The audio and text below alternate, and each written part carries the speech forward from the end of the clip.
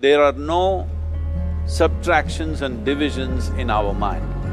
There is only addition and multiplication. I will just remove negative thoughts and I will have positive thoughts. All the best, it's not going to work. It's just that you need to pay little attention as to how it functions. You will see there is a distinction between what is you and what you have gathered.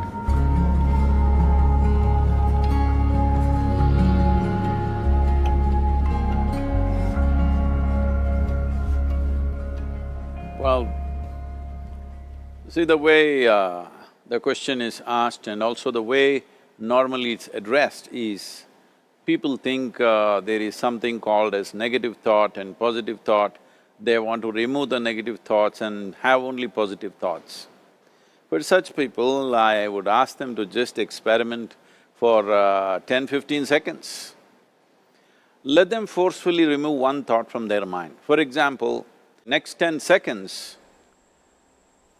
just don't think of a monkey. Try not to think of a monkey for next 10 seconds. You will see you will be full of monkeys. So what I'm saying is, this is the nature of your mind, because in this mind, all the three pedals are throttle. There is no brake, there is no clutch. Whatever you touch, it will only go faster. In this kind of mind, people have been taught from moral teachers and religious teachers, do not think about bad things. Well, since then it's been a full-time job. So there is no way you can handle the mind like this. This doesn't need any great enlightenment. If you spend 2 minutes with your eyes closed, you will realize you cannot do anything forcefully with this mind. So, I want to remove negative thoughts. Do not ever go in this direction, because what you want to remove will become your quality. Always you will be on it. So what should I do? The thing is this, without understanding the fundamental mechanism of this mind, because our mind, human mind, is the most sophisticated computer on the planet. Even all the supercomputers have come out of this. When this is the case, is it not important that we understand the mechanics of how it functions? One simplistic aspect of how it functions is, there are no subtractions and divisions in our mind. There is only addition and multiplication. If you try to do something with it, it will say one more. If you try hard, it will multiply into many more. In this mind, you don't try to identify what is positive, what is negative and try to remove it. First of all, one needs to understand, this mind of yours, this body of yours is supposed to serve you. The life that you are is important. Body and mind are vehicles that must serve us. If you sit in a vehicle, it must go where you want to go. If it goes to its own destination, what is the point of such a vehicle? It's just a nuisance. Right now, most human beings are unfortunately experiencing this fantastic possibility of human mind as a nuisance, as a troublesome thing. Well, this is the most beautiful thing you have. It's just that you need to pay little attention as to how it functions. One simple thing is this, first and foremost process is, that's why we put out this process called Isha Kriya.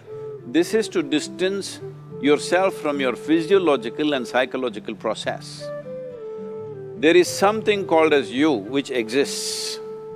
This is not a composite of all your thoughts and emotions and physiological processes. Beyond that, there is you. If you close your eyes, even if you cannot see anything, you're still there. It is through the window of your eyes that you're looking out, but if you close your eyes, it doesn't mean that you don't exist, you still exist. So beyond your thought, you still exist, beyond your emotion, you still exist. So that you, the life that you are, this has to come into your experience. Why is it that you're not allowing that to come into your experience, which is the most significant aspect of who you are? Who you are right now, the most significant aspect is, you and me are alive right now, this is it. What I'm thinking, what you're thinking is not the important thing. We are alive right now, that is the important thing. So, it is important that you focus on this fundamental sense of aliveness within you, and then you will see there is a natural distance between you and your thought process. Once there is a distance between your psychological process and your physiological process, this is the end of suffering. Because there are only two kinds of suffering that human beings go through, physical suffering and mental suffering. Once you create a little space between you and your mind, between you and your body, this is the end of suffering. This is something every human being has to experience and know, otherwise thinking I will just remove negative thoughts and I will have positive thoughts, all the best, it's not going to work 100%, it's not going to work because nobody can remove it, they can avoid it for some time. So when negative thoughts come, you say Ram Ram, Shiva Shiva, whatever you want, but this is just avoiding, it's not gone. The moment you stop that, it will pop back with great force, otherwise it'll come back in your dreams. So it's very important, first of all you need to understand your anger, your resentment, your fear, your anxieties, the negativity that you generate. Generally resentment, anger, it is always directed towards somebody. But we need to understand this is poisons that we are drinking and expecting somebody else to die. Fortunately, life doesn't work like that. If I drink poison, I die. If I drink poison, you don't die. So, we need to understand this. When I say poison, today you can have yourself chemically analyzed. Right now, what is your blood work, what it says? 5 minutes of intense anger, check your blood work and see, there will be lots of negative elements in it, literally you're poisoning yourself. So, do you want to poison yourself? Definitely not. Now the very question is coming from certain helplessness, what shall I do? Don't do anything, just sit back and just concern yourself with something which is a life process. Maybe your heartbeat, maybe your breath, maybe just a sensation of being alive. Depending upon how sensitive or how perceptive you are, accordingly, find something. It could be a sensation in the body, it could be breath, it could be heartbeat, it could be anything, something which indicates life to you. Just pay attention to that for some time. Slowly you will see there is a distinction between what is you and what you have gathered, which includes both your physiological and psychological possibility or mess, whatever you made out of it.